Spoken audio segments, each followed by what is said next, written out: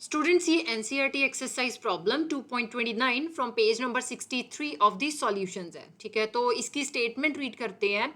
नेलोरफिन that is C19H21 and O3 similar to morphine is used to combat withdrawal symptoms in narcotic users. Dose of nalorphine generally given is 1.5 mg. Calculate the mass of 1.5 into 10 raised to power minus 3 molar aqueous solution required for the above dose.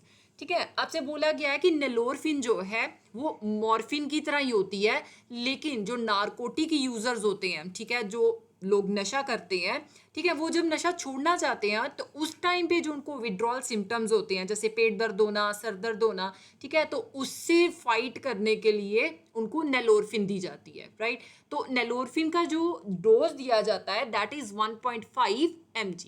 आपके पास एक aqueous solution है, ठीक है, जिसकी molality जो है इन्होंने 1.5 into 10 raise to power minus 3 दी है, और आपसे पूछा गया है कि बताओ इसमें जो है हमारे पास मास ऑफ सॉल्वेंट कितना रिक्वायर्ड होगा अगर हम 1.5 mg का एक डोज जो है वो बनाना चाहते हैं, जिसकी molality 1.5 into 10 raise to power minus 3 molar हो। राइट, सो हम पहले मोलैलिटी का फॉर्मूला देखेंगे। सो मोलैलिटी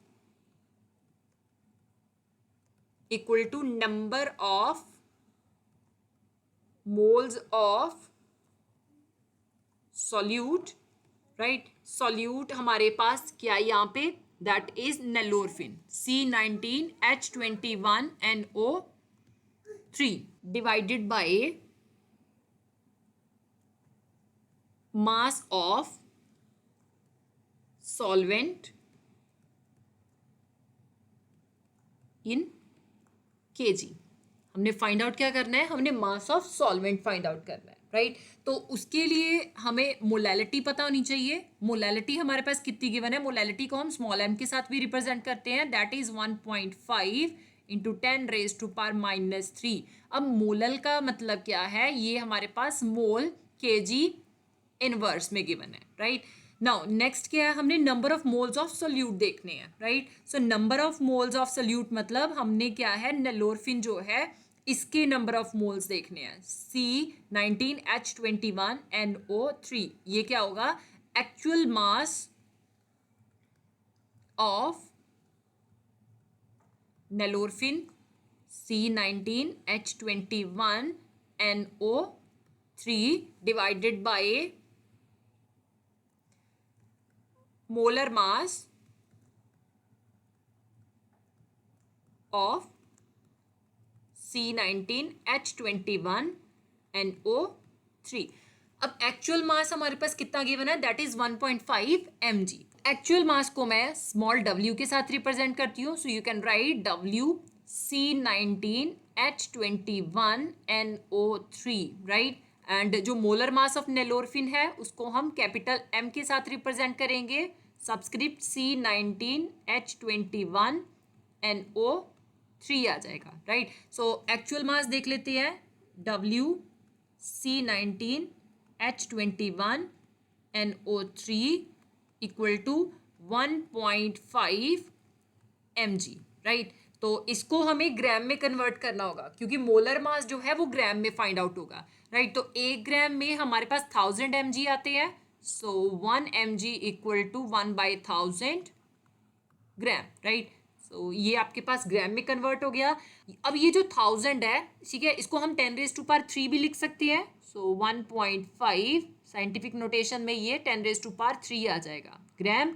अब ये 10 रेज टू पावर 3 डिनोमिनेटर में पॉजिटिव है, लेकिन जब आप न्यूमरेटर में लेके जाओगे तो ये नेगेटिव हो जाएगा, so 1.5 into 10 raise to power minus 3 gram आ गया। एक्चुअल मास आ गया। अब हम मोलर मास ऑफ नेलोरफिन देखेंगे। Molar mass capital M C19H21NO3 equal to, सभी के हम एटॉमिक मासेस ऐड करेंगे जो भी नेलोरफिन में हमारे पास एटम्स प्रेजेंट है। सो कार्बन का एटॉमिक मास 12 ग्राम पर मोल आता है। कितने कार्बन प्रेजेंट है, 19, तो इंटू 19 कर दोगे आप।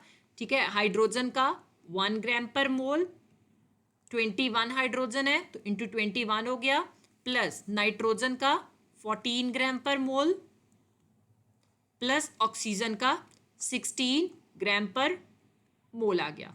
ये इंटू 3 हो जाएगा क्योंकि हमारे पास 3 ऑक्सीजन प्रेजेंट है। सो 12 इंटू 19 दैट विल बी 228 आ गया, प्लस 1 इंटू 21 आ गया, प्लस 14 प्लस 16 इंटू 3 48 आ गया। यूनिट्स हमने कॉमन निकाल लिए ग्राम पर मोल। So 228 plus 21 plus 14 plus 48 is equal to 311 ग्राम पर मोल। अब हम number of moles find out कर सकते हैं। So number of moles of nalorphine equal to actual mass, that is 1.5 into 10 raised to power minus 3 gram divided by molar mass 311 ग्राम पर मोल आ गया। ग्राम के साथ ग्राम कैंसिल कर दिया। डिनोमिनेटर में मोल इनवर्स है, जब आप न्यूमरेटर में लेके जाओगे तो ये मोल हो जाएगा। तो ये वैल्यू जो डिनोमिनेटर में ये हमारे पास ज़्यादा वैल्यू आ रही है, राइट। तो हम इसको पहले रिड्यूस करके लिखेंगे ताकि हम इसको 1.5 के साथ डिवाइड कर सके।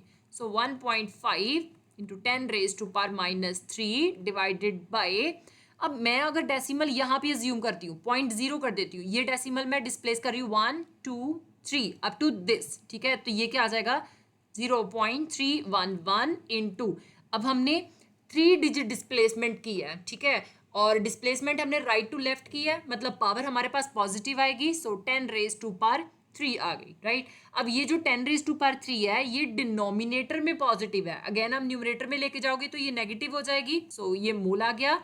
अब हम इसको सिंप्लीफाइड वे में सॉल्व करेंगे। सो NC19 H21 NO3 equal to 1.5 divided by 0.311, your answer is 4.823 into 10 raise to power minus 3 जो पहले से प्रेजेंट है, ठीक है। और ये जो डिनोमिनेटर में 10 रेज टू पावर 3 है, ये जब आप न्यूमरेटर में लेके जाओगे तो इसका भी साइन चेंज हो जाएगा।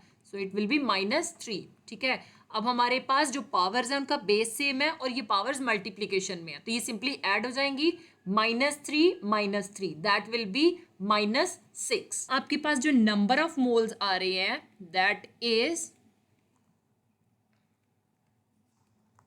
4.823 into 10 raise to power -6 mole, right.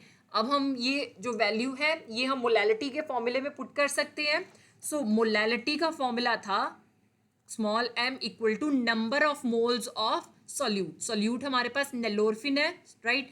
So 4.823 into 10 raise to power -6 mole आगे डिवाइडेड बाय, हमने actual mass of the solvent देखना है, ठीक है। सॉल्वेंट हम वाटर ले रहे हैं क्योंकि एक्वस सोल्यूशन की बात की है। एक्वस का मतलब क्या होता है कि हम वाटर में सोल्यूशन बना रहे हैं, राइट। सो आप लिख सकते हो एक्चुअल मास को हम W के साथ ही रिप्रेजेंट करेंगे, सबस्क्रिप्ट वाटर आ गया, राइट। सो मोलैलिटी हमारे पास कितनी गिवन है that is 1.5 into 10 raise to power -3, ये भी मोल kg इनवर्स है, equal to 4.823 into 10 raise to power -6 mole आ गया, डिवाइडेड बाय हमारे पास एक्चुअल मास ऑफ वाटर आ जाएगा, right. So actual mass of water जो है वो आप एक साइड ले जाओगे, राइट। और ये जो 1.5 इंटू 10 रेज टू पावर -3 है इसको आप डिनोमिनेटर में ले आओगे। So W subscript water equal to 4.823 into 10 raise to power -6 mole divided by 1.5 into 10 raise to power -3 mole kg inverse आ जाएगा, राइट। ये मोल इसके साथ कैंसिल हो गया, डिनोमिनेटर में kg इनवर्स है, न्यूमरेटर में जाके ये kg हो जाएगा, okay. So 4.823 divided by 1.5, your answer is 3.21, ठीक है। अब ये जो पावर है, ठीक है, ये हमारे पास डिवीजन में है, राइट। और देखा जाए तो इनका बेस सेम है, राइट। सो अगर मेरे पास पावर्स जो हैं उनका बेस सेम होता है और वो डिवीजन में होती हैं तो वो माइनस हो जाती हैं, राइट। सो -6 -3 आ गया, ओके। और यूनिट केवल kg रह गई।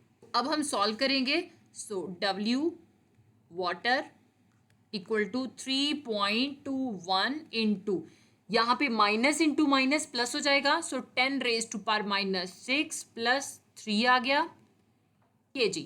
ओके, सो हमारे पास जो एक्चुअल मास ऑफ वाटर आ रहा है दैट इज 3.21 इंटू, माइनस वाली टर्म बड़ी है, सो पावर हमारे पास किस में आएगी, माइनस में आएगी, -3 kg आ गया.